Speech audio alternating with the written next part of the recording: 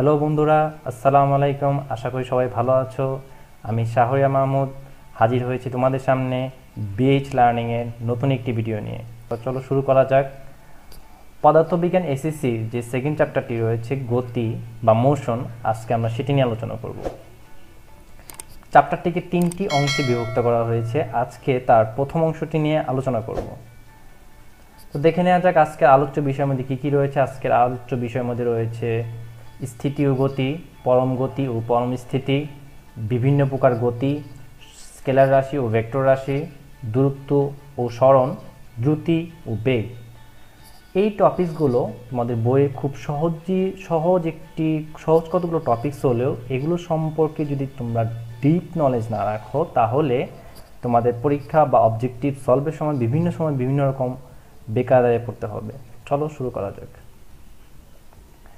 স্থিতি ও গতি। স্থিতি হলো পরিপার্শ্বের সাপেক্ষে কোনো বস্তুর অবস্থান যদি সময়ের সাথে অপরিবর্তিত থাকে তাহলে তাকে স্থিতি বলা হয়।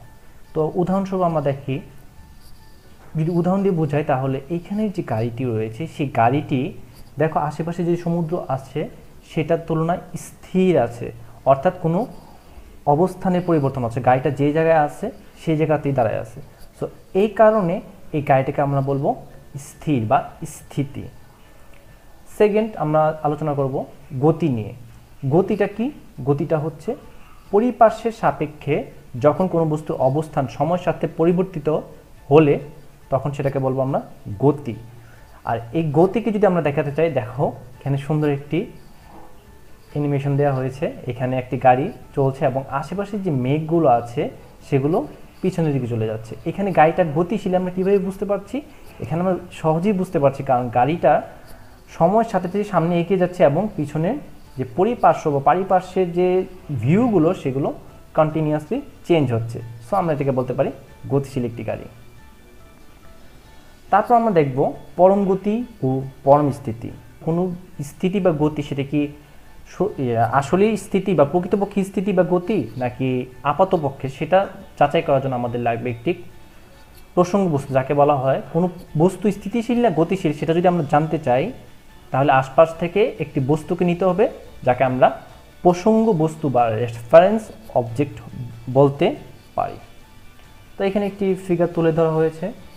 এখানে এই কালো বস্তুটি যদি বা কালো স্ট্রেট লাইনটি যদি প্রসঙ্গ বস্তু হয় এবং এর সাপেক্ষে যে নীল কালার বা আকাশী কালারের যে গোল বস্তুটি রয়েছে সেটাকে আমরা পরিমাপ করতে চাই স্থিতিশীল নাকি গতিশীল, তাহলে আমরা বলবো এই প্রসঙ্গ বস্তু সাপেক্ষে এই বস্তুটি হচ্ছে স্থিতিশীল।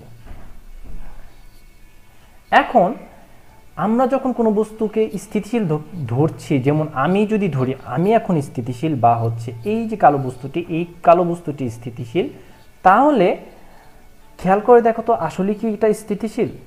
না, এটা অ্যাকচুয়ালি আমরা যে ওয়ার্ল্ড বা পৃথিবীতে বসবাস করছি সেখানে যে কোনো বস্তুকে স্থিতিশীল ধরি না কেন সেটা প্রকৃতপক্ষে স্থিতিশীল নয়, কারণ পৃথিবী আমাদের সবাইকে নিয়ে সূর্যের চারদিকে ঘুরছে। সো সেটা কোনোভাবেই স্থিতিশীল নয়। আবার সূর্য সাপেক্ষে যদি পৃথিবীকে গতিশীল ধরি, সূর্য আবার তাও হচ্ছে না, কারণ সূর্য তার নিজস্ব কক্ষে চারপাশে ঘুরছে। সো সূর্য স্থিতিশীল না।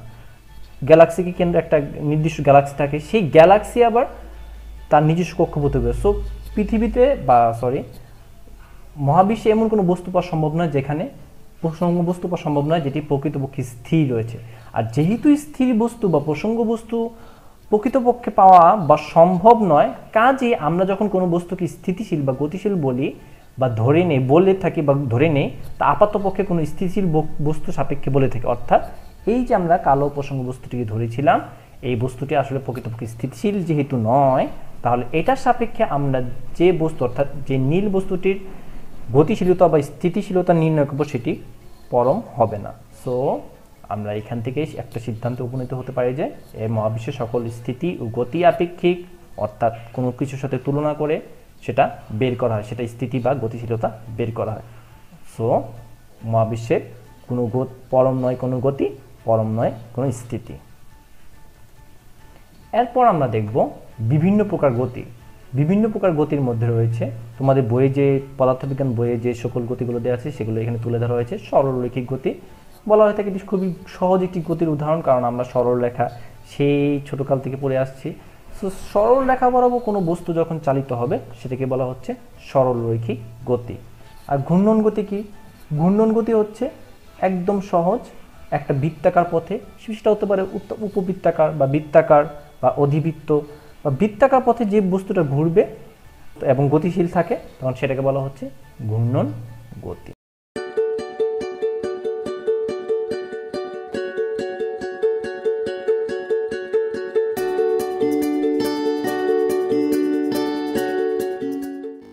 বিভিন্ন প্রকার গতি, এর মধ্যে আরও একটি গতি হচ্ছে চলন গতি, যেটা নিয়ে প্রায়শই অবজেক্টিভ বিভিন্ন ক্ষেত্রে তোমরা কনফিউশনে পড়ে যেতে পারো, সেটা নিয়ে একটু ভালো করে দেখে নাও।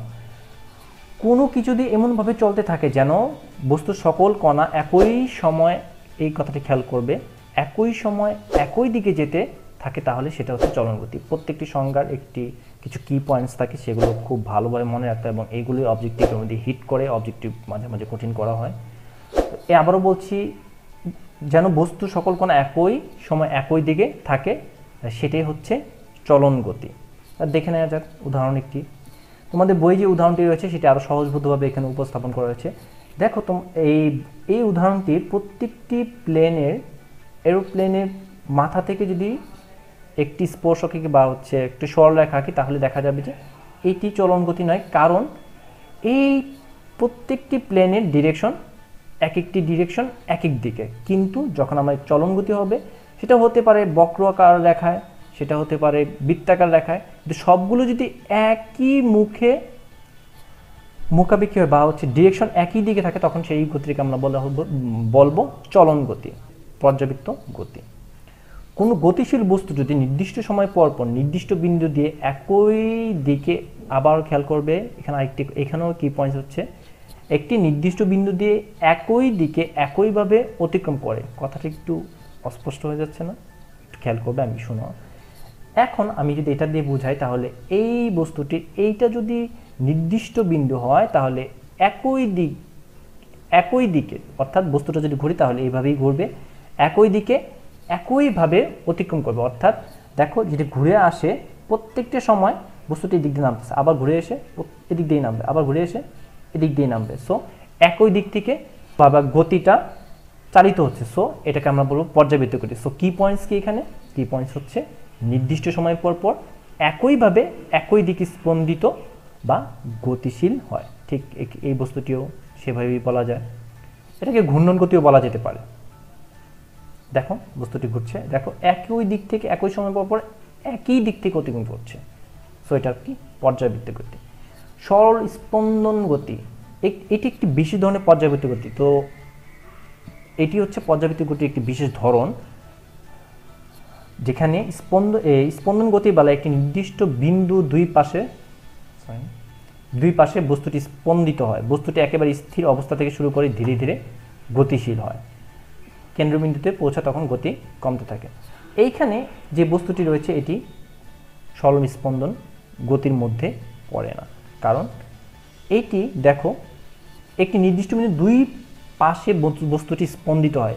এই বস্তুটি এই বৃত্তাকার পথে আবর্তন করবে, তখন অবশ্যই বস্তুটি একবার এদিকে একবার এদিকে যাচ্ছে না। সো এটি সরল স্পন্দন গতি নয়। বাট এই যে সরল দোলকটি দেওয়া আছে, এই গতিটি সরল স্পন্দন গতি, কারণ দেখো এটা এইদিকে একবার এই বিন্দু থেকে একবার এদিকে যাচ্ছে, আবার এদিকে আসছে। সো এটাকে বলা হচ্ছে সরল স্পন্দন গতি। স্কেলার রাশি ও ভেক্টর রাশি। ভেক্টর রাশি স্কেলার রাশি পার্থক্য প্রায়শই তোমাদের 2 নম্বরের কোশ্চেন অবজেক্টিভ বিভিন্ন জায়গায় থাকতে পারে। সো একটু জেনে নেওয়া যাক। ভেক্টর রাশি হচ্ছে সেই সকল রাশি যে সকল রাশিকে প্রকাশের জন্য মান ও দিক উভয়েরই প্রয়োজন হয়। বাট স্কেলার রাশি হচ্ছে সেই সকল রাশি যেগুলোকে শুধুমাত্র মান দ্বারাই প্রকাশ করা যায়। ভেক্টর রাশিকে মান বা দিক প্রকাশ করতে হলে মান বা দিক বা উভয়েরই পরিবর্তন হলে ভেক্টর রাশি কি হয়? পরিবর্তন হয়। বাট স্কেলার রাশি শুধু মানের পরিবর্তন হলে স্কেলার রাশি পরিবর্তন হয়। যোগ বিয়োগ গুণ ইত্যাদি বীজগণিতের নিয়মে ভেক্টর রাশির কার্যাবলী সম্পাদিত হয় না, বাট স্কেলার রাশি যোগ বিয়োগ গুণ ইত্যাদি বীজগণিতের নিয়মেই সম্পাদন করা যায়। উদাহরণস্বরূপ ভেক্টর রাশি উদাহরণস্বরূপ সরণ, বেগ ওজন হিসাব বলতে পারি এবং স্কেলার রাশি উদাহরণস্বরূপ দৈর্ঘ্য, দ্রুতি, ভর এগুলো আমরা উদাহরণ দিতে পারি। এখন আমরা আলোচনা করব দূরত্ব ও সরণ নিয়ে। দূরত্ব ও সরণ খুব সহজ একটি বিষয় হলেও এদের মধ্যে খুবই কিঞ্চিত একটি পার্থক্য আছে, যেটা না বুঝলে তোমরা অবজেক্টিভ বা পরীক্ষার বিভিন্ন ক্ষেত্রে ভুল করে বসতে পারো। তো দেখে নেব সরণটা কি। সরণ হলো নির্দিষ্ট দিকে পারিপার্শ্বের সাপেক্ষে বস্তুর অবস্থানের পরিবর্তন, আর দূরত্ব হচ্ছে পারিপার্শ্বের সাপেক্ষে কোনো বস্তুর জাস্ট অবস্থানের পরিবর্তন, অর্থাৎ এখানে দিক কোনো ফ্যাক্ট না। সরণ একটি ভেক্টর রাশি আমরা জানি, যেটা দিকের উপর ডিপেন্ড করে। আবার এখানে আরেকটি বিষয় মনে রাখতে হবে, গতিপথের উপর সরণ নির্ভর করে না, আর দূরত্ব গতিপথের উপর, বস্তু যে গতিপথ দিয়ে যাচ্ছে সেই গতিপথের উপর নির্ভর করে। দূরত্ব যখন আমরা নির্ণয় করব তখন একটা জিনিস মাথায় খেয়াল রাখবে, দূরত্ব হচ্ছে আদি বিন্দু হতে শেষ বিন্দুতে পৌঁছতে মোট অতিক্রান্ত পথ, অর্থাৎ আমরা দেখব এই এক্সাম্পল দিয়ে আমরা বুঝাবো। এবং সরণ হচ্ছে আদি বিন্দু ও শেষ বিন্দুর মধ্যবর্তী ন্যূনতম পথ। এখন আমরা যদি এই এক্সাম্পলটি দেখি, এই এক্সাম্পলটিতে এ থেকে আমরা সিতে যেতে হবে। এ থেকে সিতে যেতে আমাদের সরণ এবং দূরত্ব দুটি আমরা নির্ণয় করে দেখাবো। যদি আমরা এ থেকে সিতে যেতে চাই তাহলে অবশ্যই হয়তো এ থেকে ডি তারপর সিতে যাব, না এ থেকে বি তারপর সিতে যাব। কিন্তু এইখানে যদি আমরা দূরত্ব নির্ণয় করতে যাই এবং সময় নির্ণয় করতে যাই, দুইটি ভিন্ন রকম হবে। কারণ এখানে গতিপথের উপর দূরত্ব নির্ভর করবে বা সরণ গতিপথের উপর নির্ভর করবে না। তাহলে দূরত্ব হচ্ছে এবি প্লাস বিসি, অর্থাৎ আমরা যদি এই পথ দিয়ে যাই, এবিসি পথ দিয়ে যাই তাহলে টোটাল দূরত্ব হবে এবি প্লাস বিসি। আবার যদি এডিসি পথ দিয়ে যাই তাহলে দূরত্ব হবে এডি প্লাস ডিসি। এখন আমরা যদি সরণ নির্ণয় করি তাহলে যেটা হবে, এ থেকে আমরা সিতে সরাসরি চলে যাব, কারণ সরণের সংজ্ঞা বা সরণের যে তত্ত্ব রয়েছে সেখানে আমরা দেখতে পাচ্ছি আদি বিন্দু সেই বিন্দু মধ্যবর্তী ন্যূনতম পথ। তাহলে এইখান থেকে এখানে পথ পাড়ি দেওয়ার ন্যূনতম পথ হচ্ছে মাঝখান বরাবর একটি স্ট্রেট লাইন, এটা আমরা এখন দেখব। হ্যাঁ, এ থেকে সি আর কোনো পথ নেই, সো সরণ হচ্ছে এই সি।